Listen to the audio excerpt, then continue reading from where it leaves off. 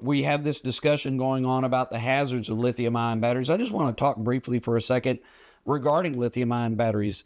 Lithium ion batteries are a good source of energy for the things that we do each and every day. They can power our small micro mobility devices, they can power our phone, they can power our computer. They give power to a lot of devices that we use each and every day, and they do it safely in most cases. It's when we run into problems, and a lot of those problems deal with the mishandling of these lithium ion batteries, is when we run into problems. It's when we don't use the proper charging devices for a lithium ion battery. It's when the lithium ion battery is damaged.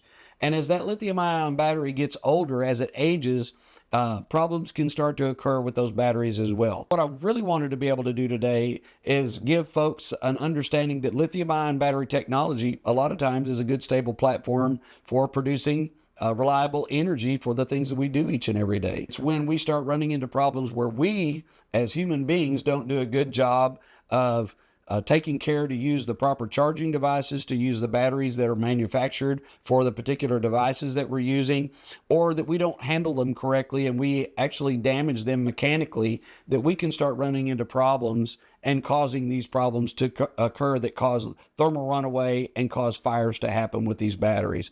So again, we can do a lot to take care and prevent a lot of this. Use an approved battery for your device. Use an approved charging system for your device. Just doing those a couple of things right there can prevent a lot of the worries that we're having.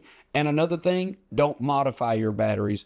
We've seen in recent days where folks want to get a little bit more distance out of their micro mobility device, so they modify their battery. They pull a Tim Allen and they go in here and we're going to boost the power just a little bit. But unless you're actually licensed to do so, you're probably going to cause harm to your batteries and may end up causing harm to you and your family. Follow the manufacturer's recommendations and you're going to go a long way, and you're probably not going to have any problems with your lithium ion batteries.